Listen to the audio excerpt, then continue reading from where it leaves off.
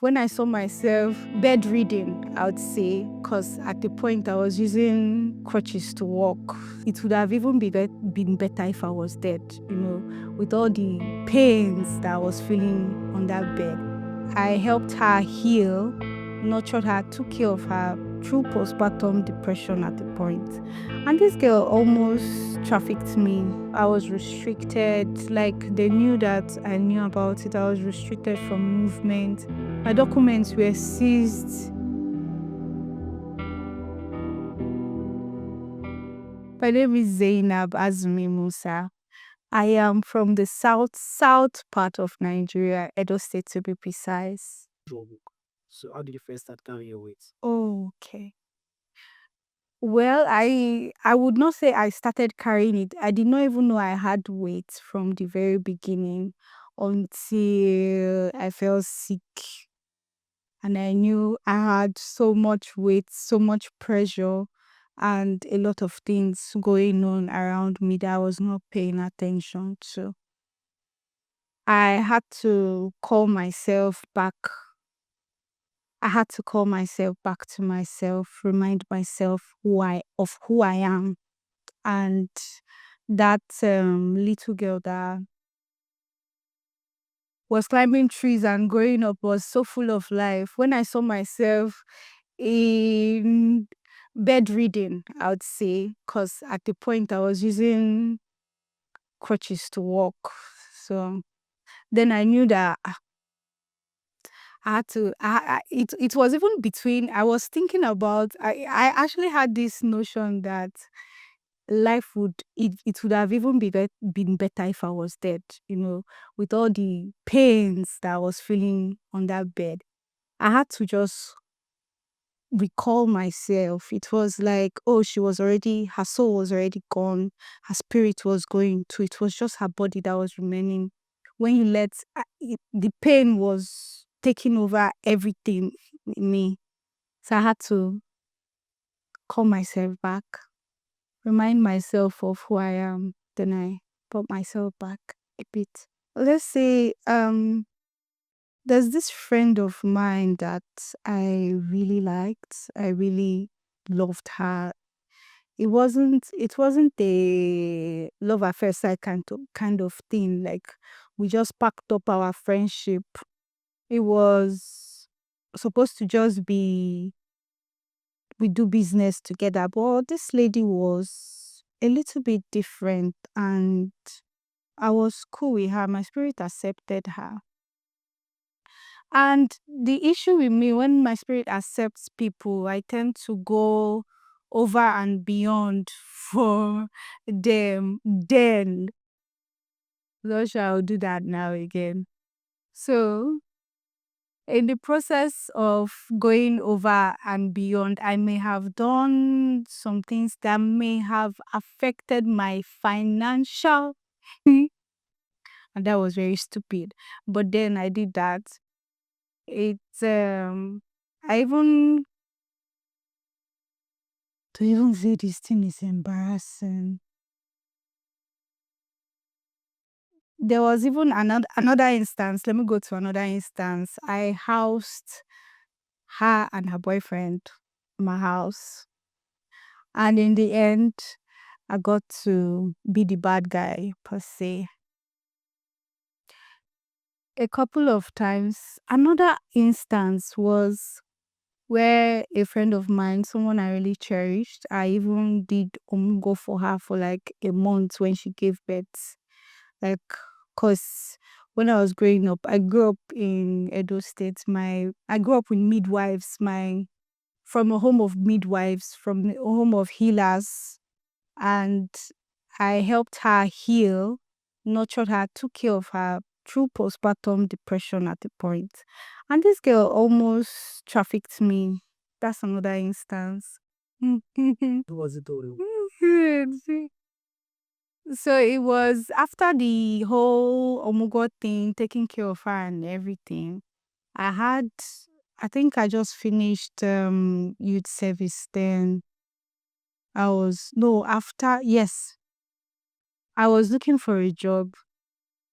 and we were in Ibadan then, and she offered to, since I was a mass comm graduate, that there was a job in um in Akure that I should go for. We should do an interview. I should go there for an interview. I was like, I don't know where I'm going to. Where would I stay? Oh, my mom will house you, and I was like, cool, cool, cool.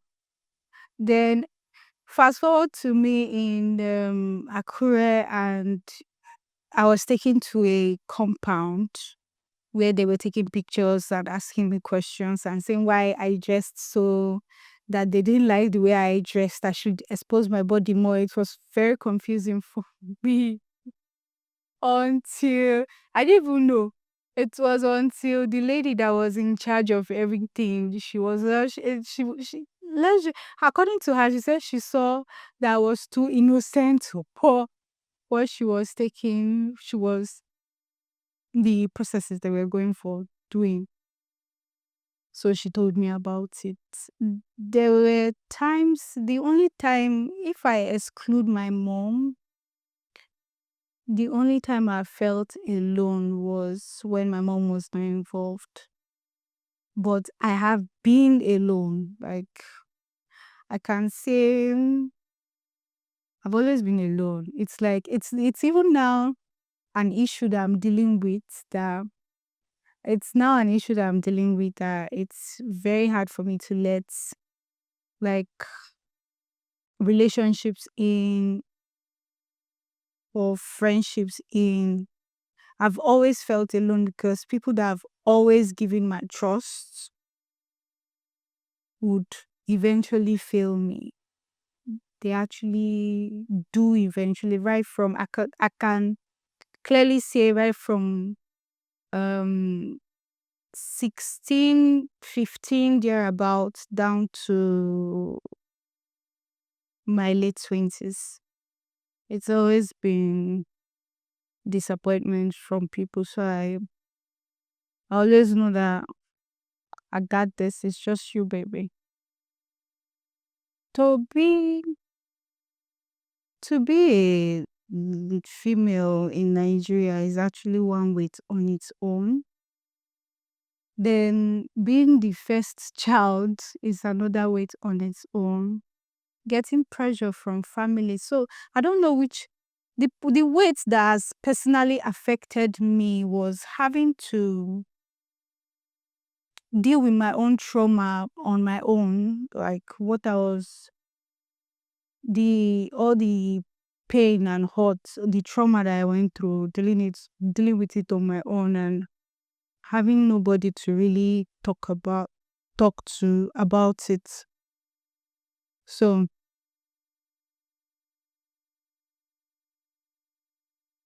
and then having to take care of a family,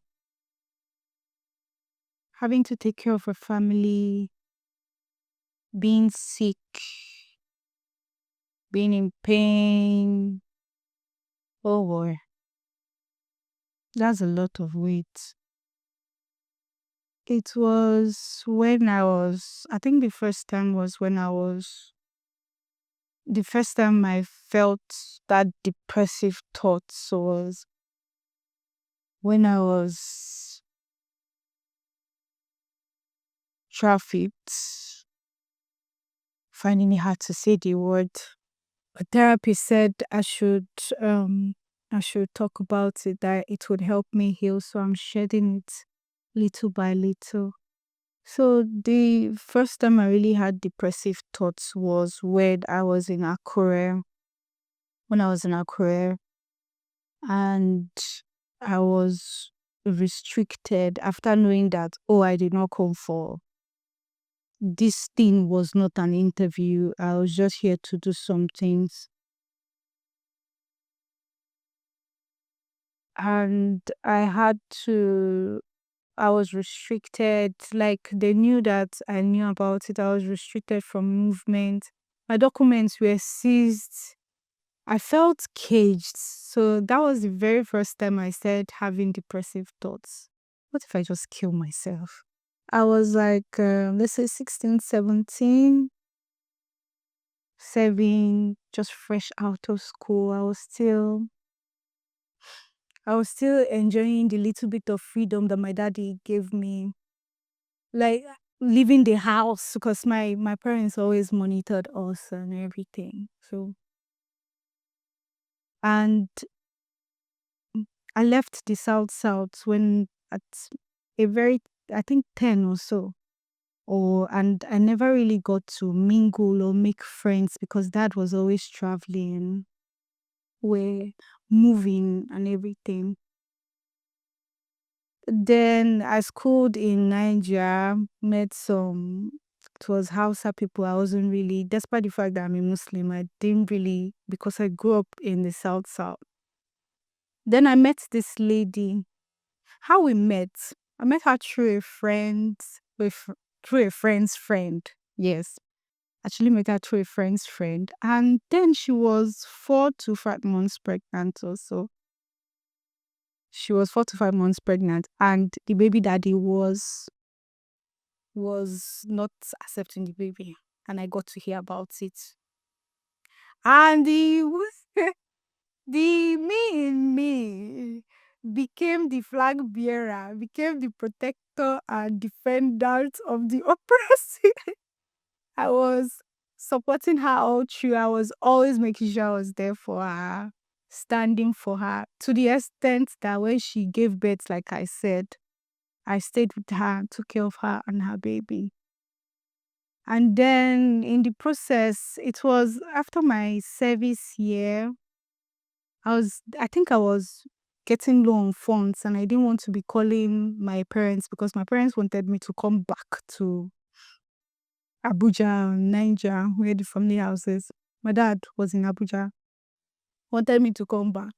But I didn't want to go back because I knew if I go back, they'll restrict my freedom. That was how everything started. And she was like, what if you get a job here? They won't disturb you again. And I said, yes.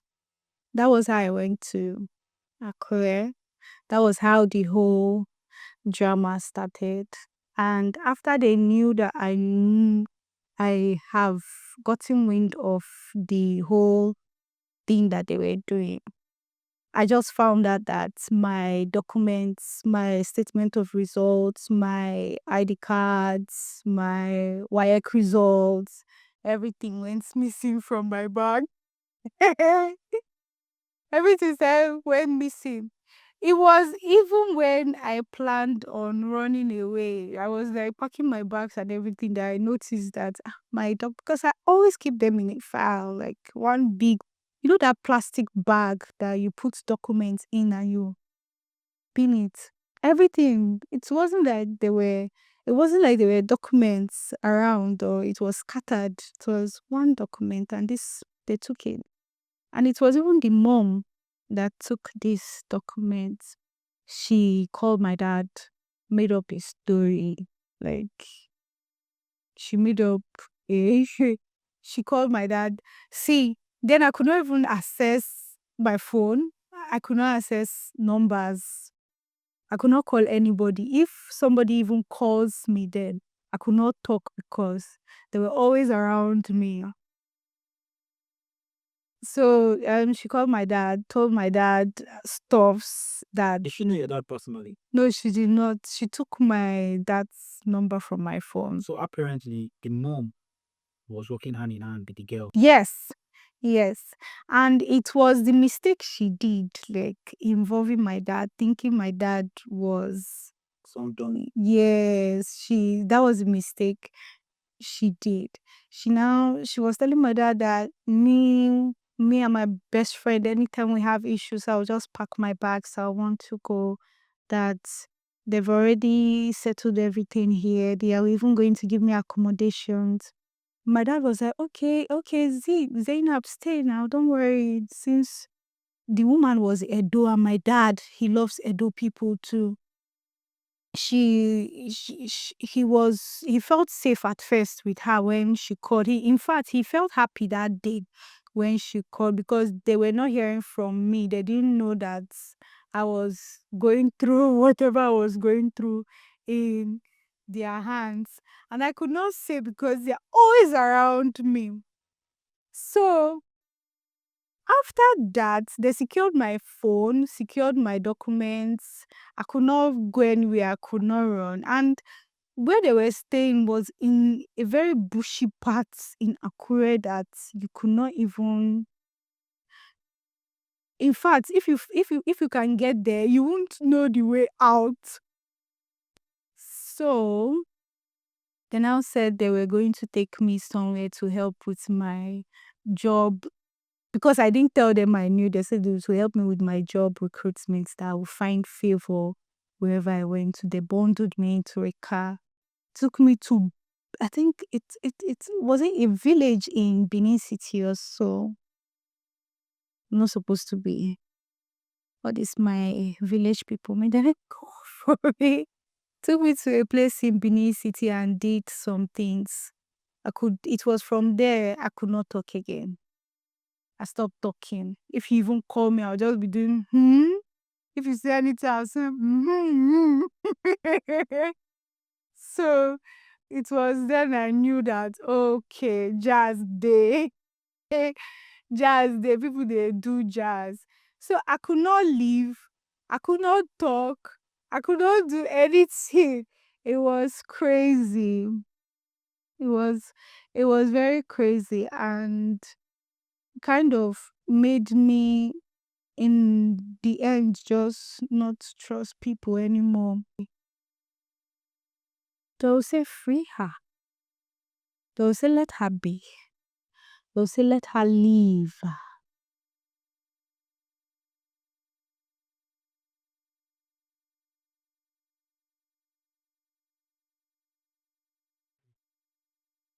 What have you learned about yourself through all of this? I've learned that I am very, very strong. I don't look as strong. Can we take a break, please? Yeah, but they probably just like go on and so you can just let it come out details. I mean, it's just fun. God.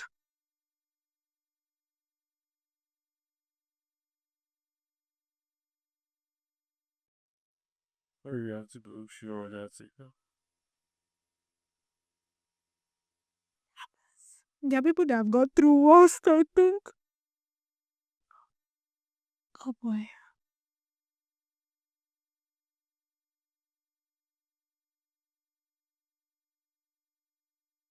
What have you learned about yourself all through this, going through it?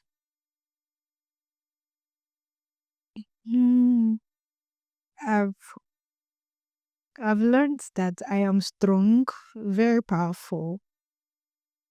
I can heal. And I realized that I can heal as I can heal people. So also can I heal myself. It was a very relieving, it was very relieving and exhilarating. It gave me, I think it was part of the reasons why the depressive thoughts stopped. I stopped thinking about killing myself. What, okay, let me even say what I would tell my younger self, because sometimes I used to, in course of the healing process, I'll have to go back and experience some of the things. It took me a very long while to talk about it. So now that I'm even bringing it out, it, it, you always have a voice, no matter how little you think you are, no matter how small you think you are, no matter how insignificant you think you are, you have a voice. You have a voice, and if you speak, even though you get silenced, one person, two people, even the people silencing you, somebody will hear. Don't be silent. You are strong. You can do anything that you put your mind on.